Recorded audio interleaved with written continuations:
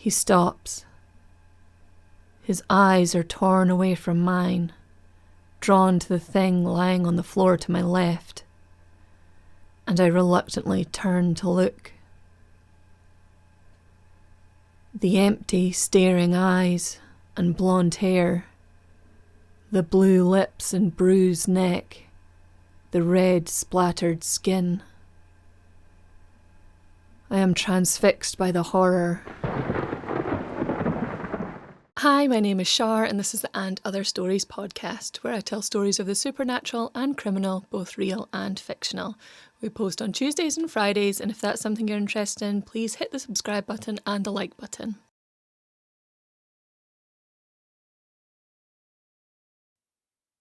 Victim. One day he'll come for me, and part of me wants him to. I can't focus. The type on the screen blurs like a flock of birds with nowhere to land. I can't concentrate. It comes to me now as if from a great distance. The voice of the senior clerk, Mr. Healy, finds me in the dark. "Miss Phillips, are you all right?" he whispers. I snap out of my reverie. Image of his eyes still appearing in front of me. Behind it, the court coming back into view, fluorescent lights and pine furniture blinding me slightly in my surprise to perceive reality. I shake myself free of my thoughts. Nodding at Mr. Healy, I start to type furiously again, forcing my fingers into the keys with a focus that requires painful concentration. The second day of trial, and I can't get him out of my head. I had been curious. I had never worked in such a high-profile case before, and the media frenzy had expanded beyond the scope of any trial that had come before, in my lifetime anyway. It wasn't the number of murders, or the fact that they were all successful women in their 20s and 30s.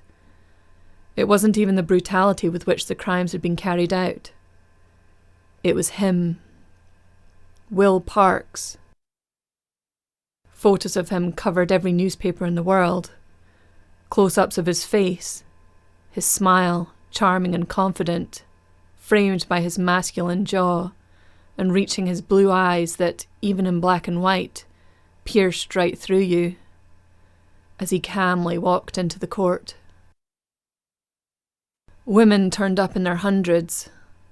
No matter what he was accused of, the allure was too strong. Everyone loves a bad boy, right?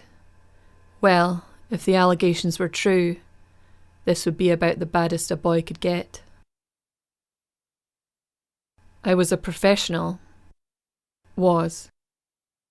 I pause in my thoughts again. I am a professional. I am only human, and quite naturally the curiosity got the better of me.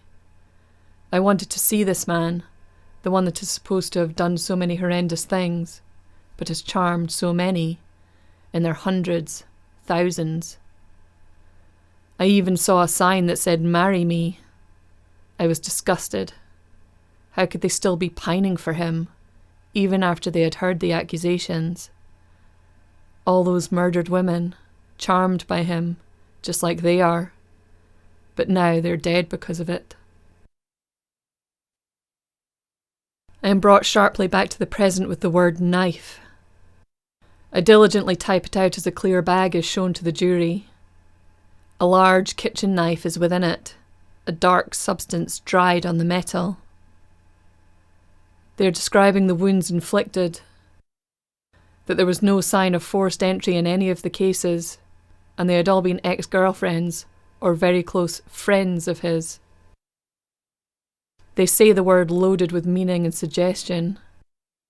A hair belonging to him and fibres of his clothing had been found at several of the murder victims' houses. I watch the jury as the evidence is presented to them. The men lean forward, frowns on their faces, looking at the knife, some writing notes. Some of the women, however, lean forward as well, but their eyes aren't focused on the knife. They look at him. The prosecution are showing them vital evidence, and it seems to me that all they do is watch him. I look back down at the keyboard.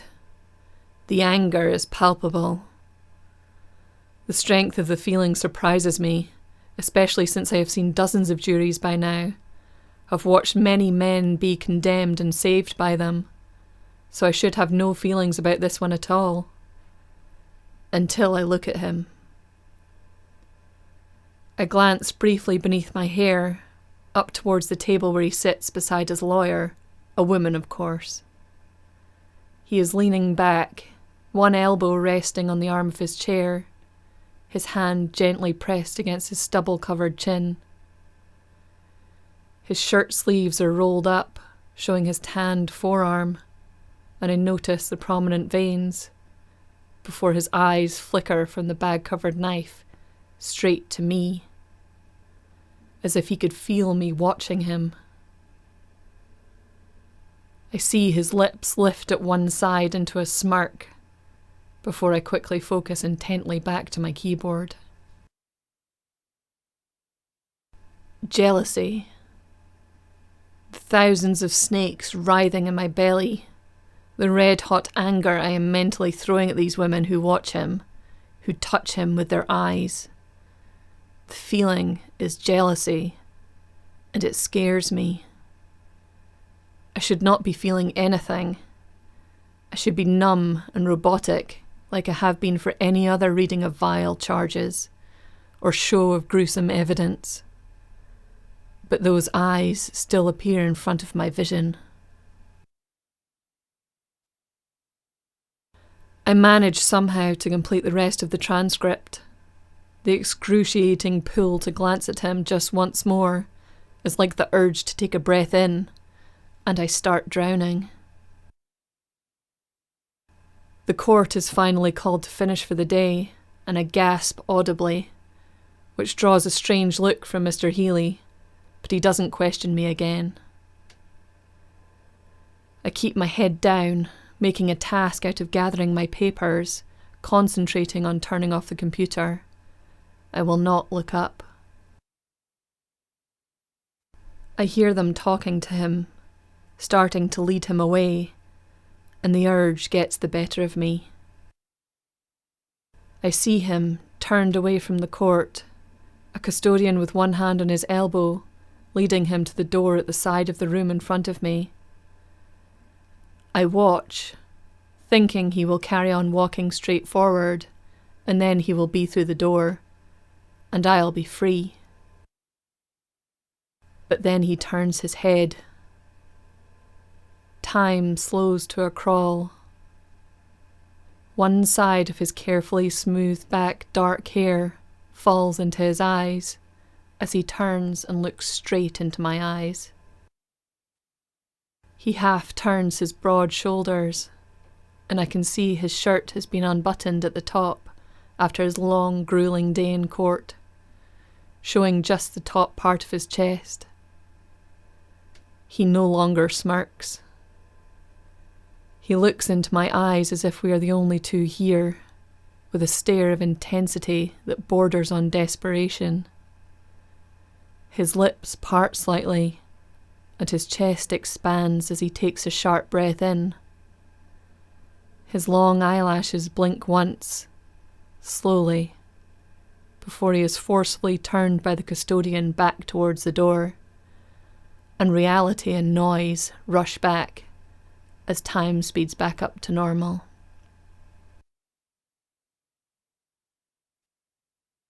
I lie on my bed at home, trying to snap myself out of it, but I feel like my body is electrified. I run through the facts in my mind, the pictures that were shown today in court, the faces of the women that were killed. I say their names in my head.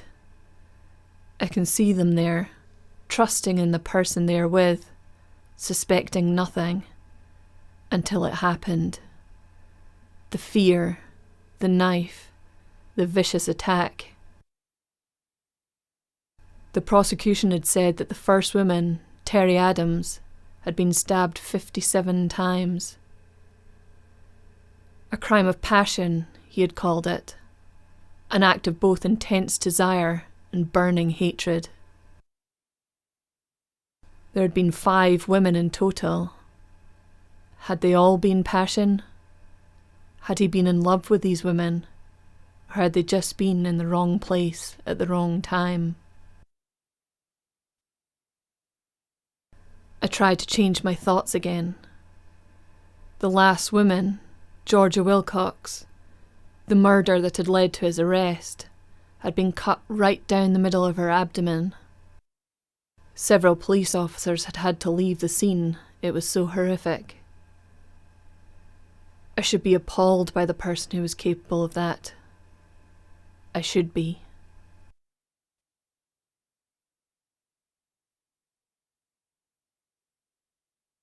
My thoughts start to drift, merging and dancing with reality and dreams. My bedroom changes to deep red, the heat rising to such levels that I can feel the beads of sweat gathering on my skin. The light flashes and a shadow moves, forming into the shape of him. He emerges, his head tipped slightly down, his blue eyes now dark black, boring into me as he advances slowly. I am frozen on the bed, the thin sheet the only thing between my skin and his gaze. A flash to my left shows something lying on the floor, but I don't care. I keep my eyes fixed on him, my heart beating frantically with both fear and yearning. The way he looks at me, the desperation and desire, the kind you would die for, the kind you would kill for. He stops. His eyes are torn away from mine, drawn to the thing lying on the floor to my left, and I reluctantly turn to look. The empty, staring eyes and blonde hair, the blue lips and bruised neck, the red splattered skin. I am transfixed by the horror. I feel him move. I look up and find him right in front of me, climbing onto the bed, eyes fixed on me once more. The swirling darkness in them now indistinguishable between needing and hatred. He hovers over me, hair falling over one eye, his lips slightly parted, just 1 inch from mine, gasping in time with me. I wake with sweat covering my body, heaving for breath.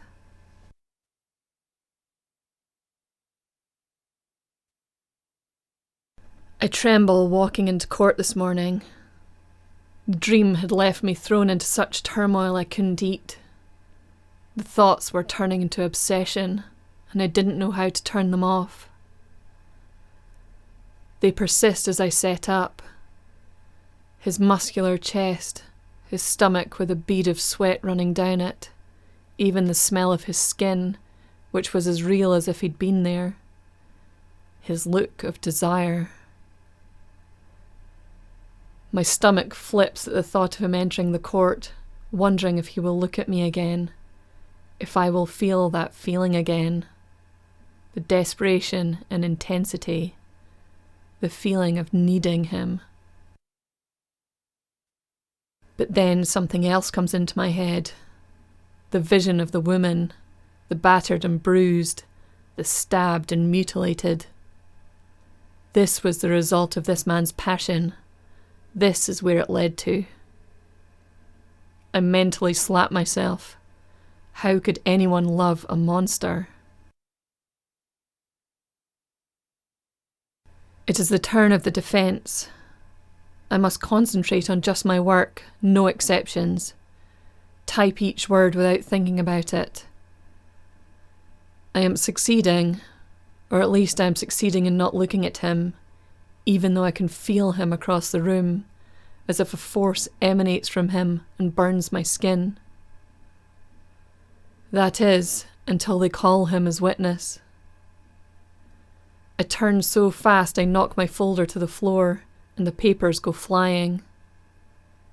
He's walking to the stand as I do this, and before anyone can stop him, he crouches to pick up some papers beside me, the same ones I am reaching for.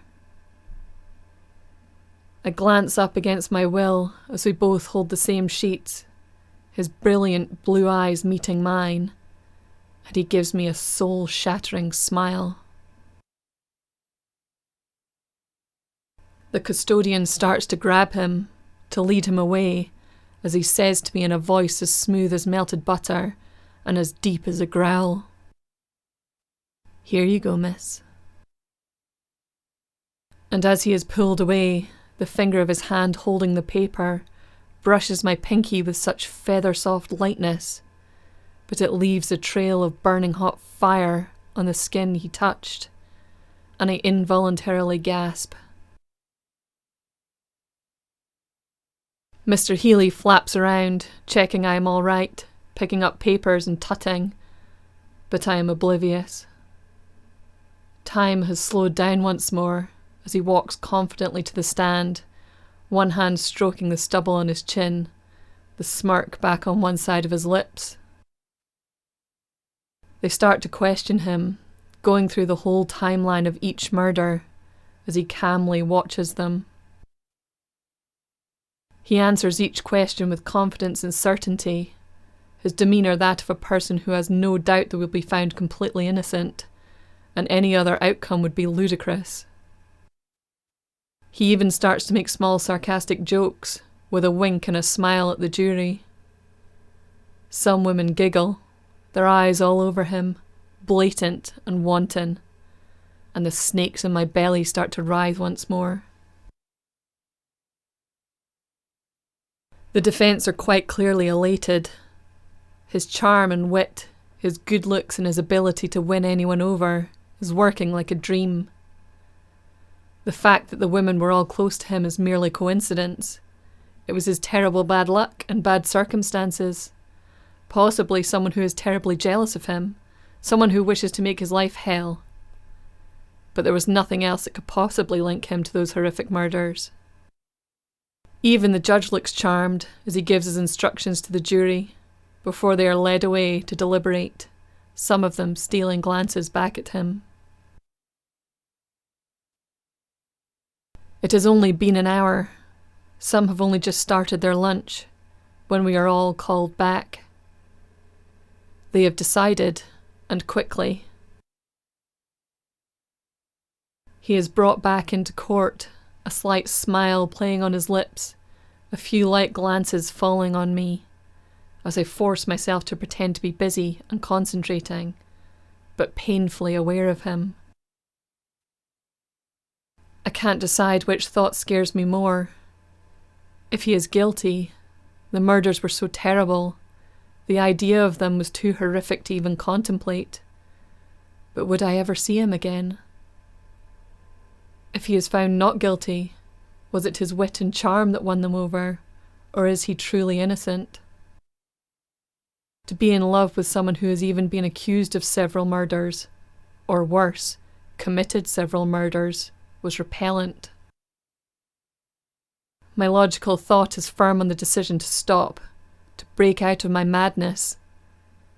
But the unrelenting force that draws me to him, the irrational desire and need to have him look at me just one more time, is more powerful than any reasoning based in reality. He stands calm and confident, apparently quite sure of how this will unfold, when the juror is called up to give the verdict. The women no longer look at him, and confusion flickers through me. A unanimous verdict. Guilty. I look at him. His eyes have flashed straight towards me, fire dancing in them, turning to black once more. The desperation and need is mingled with hatred, the same I saw in my dream. My mouth hangs slightly open, my eyes wide and fixed on his, as he is led away, struggling to turn and continue to stare at me. As the court starts to pack up, I am left to stand there, disbelief and despair flooding through me, no one paying attention to me. We planned everything. I had worked in court for years. I knew what they looked for. The lawyers had assured him that evidence wasn't sufficient, that they would play it off as coincidence that they were all close to him. It was his fault. I had told him 100 times. If he had not been with them, if he didn't speak to them anymore, if he left them alone, this would never have happened. Each and every time the snake started to writhe, when I saw him speaking to one of them, when he remained friends with his ex-girlfriends, I couldn't take it. We were destiny. We were for each other only. They knew me. They had met me when I was out with him. They trusted me when I went to their houses. Right up until the moment I drew out the knife. I did that for him, just as he took the fall for me. We would die for each other. But we had thought he would be found innocent. His charm that he worked on all the women, even when my rage burned at them looking at him, wishing they could touch him, when he was mine. It should have worked. I know people. I'll help him. He will escape. He'll be angry. He'll try to hurt me. But one day he'll come for me. And part of me wants him to.